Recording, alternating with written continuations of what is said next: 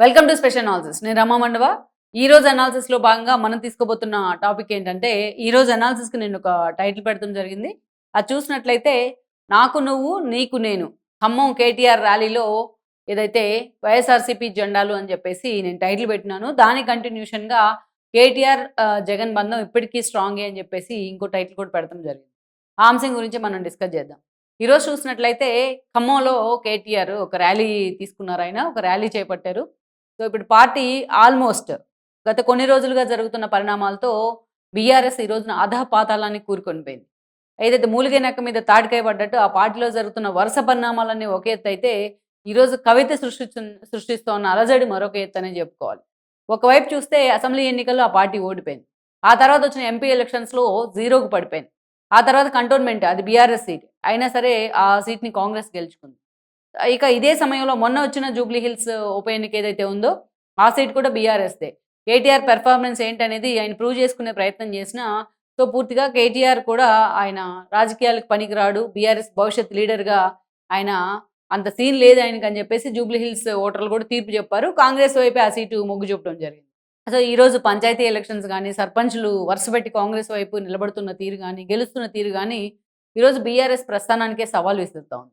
ఇక కేటీఆర్ ఆ voice party తరపున వాయిస్ వినిపిస్తున్నా, ఆ స్థాయిలో అది జనంలోకి వెళ్ళటంలా. ఇప్పటికి ఆయన ట్విట్టర్ నేతగానే చూస్తా ఉన్నారు చాలామంది.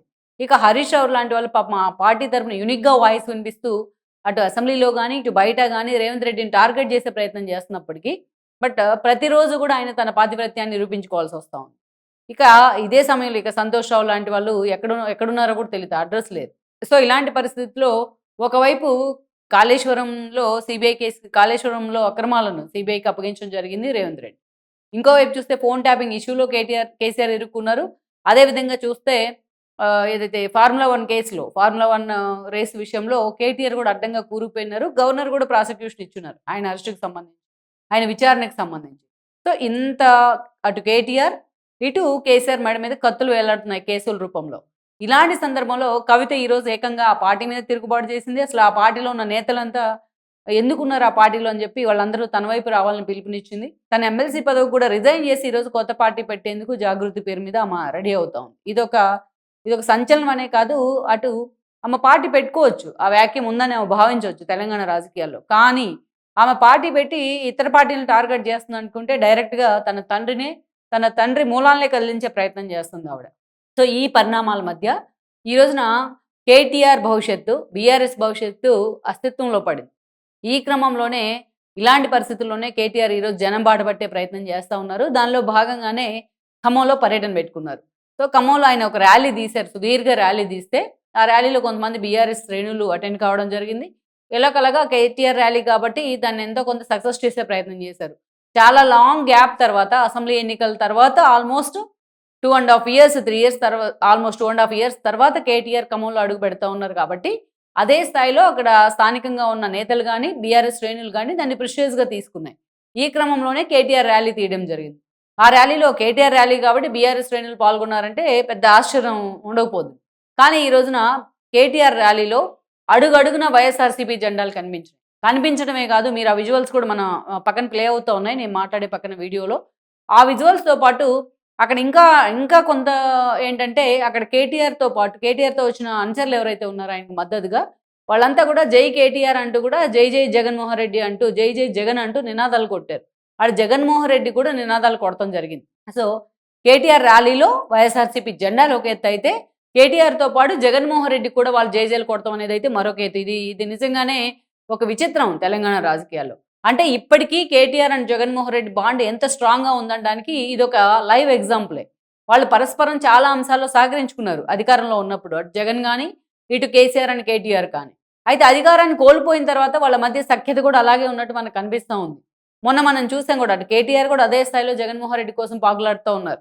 మొన్న జగన్మోహన్ రెడ్డిని సీబీఐ కోర్టుకు హాజరు కావాలని చెప్పి ఆయన పిలుపునిస్తే ఆయన రావడం జరిగింది. కోర్టుకి టైం ఇచ్చి మరి ఆ రోజు జగన్మోహన్ రెడ్డి సీబీఐ కోర్టుకు చాలా గ్యాప్ తర్వాత అటెండ్ అయ్యారు. ఆ క్రమంలోనే మొత్తం తెలంగాణలో ఆయన ఎక్కడైతే బేగంపేట ఎయిర్‌పోర్ట్‌లో దిగున్నారో గన్నవరం నుంచి వచ్చి జగన్మోహన్ రెడ్డి, అక్కడి నుంచి కూడా ఆల్మోస్ట్ ఆయన నాంపల్లి సీబీఐ కోర్టుకు వెళ్ళిన దాకా ఆయన వెనకంతా కూడా భారీ స్థాయిలో ర్యాలీలు, రప్పా రప్పా డైలాగులు, అదేవిధంగా పోస్టర్లు మొత్తం నానా హంగామా జరిగింది హైదరాబాద్ నడిబొడ్డున, హైదరాబాద్ రోడ్ల మీద. సో, ఇక్కడ అంతగా నైట్‌కి నైటే అప్పటికప్పుడే ఇంతమంది క్యాడర్ ఎక్కడి నుంచి వచ్చారు అంటే వాళ్ళంతా కేటీఆర్ అరేంజ్ చేసిన మనుషులనే చర్చ కూడా జరిగింది. దీన్ని ఎక్కడా కూడా కేటీఆర్ గాని, బీఆర్ఎస్ గాని ఖండించలేదు. సో, అందరూ దాన్ని ఎండార్స్ చేసినట్టే ఉంది వాళ్ళ వ్యవహారం కూడా. సో, ఆ స్థాయిలో కేటీఆర్ జగన్మోహన్ రెడ్డికి మద్దతుగా ర్యాలీలు తీసేందుకు మనుషుల్ని పంపించే ప్రయత్నం చేశారు అన్నది అందరూ చెప్పుకున్న విషయం కూడా. దానిలో వాస్తవం కూడా ఉంది. అది మర్చిపోకముందే ఈరోజు అసెంబ్లీ వేదికగా ఇంత జరుగుతా ఉంటే పోతిరెడ్డిపాడు అంశం గురించి కానీ, సీమ లిఫ్ట్ విషయంలో నేను చంద్రబాబు నాయుడిని కన్విన్స్ చేసి మరీ ఆపించాను అని చెప్పి గతంలో జగన్మోహన్ రెడ్డి, కేసీఆర్ ఇద్దరు కూడా అంటకాగి ఒకరితో ఒకరు చేసిన పనులన్నింటినీ రేవంత్ రెడ్డి ఈరోజు బట్టలిప్పదీసి బజార్లో నిలబెడతా ఉన్నారు. కానీ ఒక్కదానికి కూడా బీఆర్ఎస్ నుంచి సరైన సమాధానం లేదు. అటు కేసీఆర్ వైపు నుంచి కానీ, ఇటు జగన్మోహన్ రెడ్డి వైపు నుంచి కూడా లేదు. ఈరోజు కేసీఆర్ సైలెంట్‌గా ఉండమని చెప్పిన కారణంగానే జగన్మోహన్ రెడ్డి సైలెంట్‌గా ఉంటున్నారని చర్చ ఉంది. జగన్మోహన్ రెడ్డి ఈ విషయంలో ఏదైనా ఒక ముందడుగేసి దీని మీద అగ్రెసివ్‌గా వెళ్ళే ప్రయత్నం చేస్తే ఈరోజు కేటీఆర్‌తో ఉన్న బొక్కలన్నీ కూడా బయటపడే అవకాశం ఉంటుంది. సో, కేసీఆర్ పేరు ఇంకా బొంబాడయ్యే అవకాశం ఉంది. అందుకే వాళ్ళు సైలెంట్‌గా ఉన్న పరిస్థితి ఉంది. అంటే పరస్పరం ప్రతి విషయంలో వీళ్ళు సహకరించుకుంటా ఉన్నారు. సో, ఇలాంటి సందర్భంలోనే ఈరోజు కేటీఆర్ ఖమ్మంలో ర్యాలీ తీస్తే అక్కడ వైసీపీ జెండాలు కనిపించాయి. ఇంకా కొన్ని రోజుల్లో అయితే కేటీఆర్ కూడా వైసీపీ జెండానే పట్టుకొని తిరిగేలాగా ఉన్నారు. ఎందుకంటే మొన్న మనం చూసాం జగన్మోహన్ రెడ్డి బర్త్‌డే ఏపీలో ఎలాంటి అరాచకాలు సృష్టించారో, అదే సమయంలో ఖమ్మం టీడీపీ ఆఫీస్‌లో కూడా ఆ రోజున వైఎస్ఆర్‌సీపీ శ్రేణులు బైక్‌లు వేసుకొని వెళ్లి అక్కడ లోపల ర్యాలీలు తీసి, వాచ్‌మెన్‌లని థ్రెటన్ చేసి, ఫోన్‌లు లాక్కొని నానా హంగామా చేస్తే వాళ్ళ మీద కేసులు కూడా పడ్డాయి. సో, ఇప్పుడు మళ్ళా అంటే ఎక్కడో చాట కొంత కేటీఆర్‌కి బూస్టప్ ఇచ్చే ప్రయత్నం జగన్మోహన్ రెడ్డి వైపు నుంచి జరుగుతూ ఉంది. జగన్మోహన్ రెడ్డి అనుమతి లేకుండా, ఆయన సమ్మతి లేకుండా వైఎస్ఆర్‌సీపీ జెండాలొచ్చి కేటీఆర్ ర్యాలీలో పాల్గొనే ప్రసక్తే లేదు. ఆయనకి జేజేలు కొట్టే పరిస్థితే లేదు. జగన్‌తో పాటు కేటీఆర్‌కి కూడా జేజేలు కొడతా ఉన్నారు వాళ్ళు.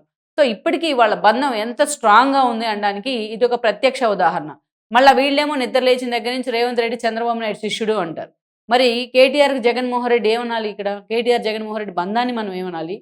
కేటీఆర్‌కి అదేవిధంగా జగన్మోహన్ రెడ్డితో పాటు అటు కేసీఆర్‌కి జగన్మోహన్ రెడ్డి ఉన్న బాండ్‌ను స్ట్రాంగ్ బాండ్‌ని మనం ఏమనాలి?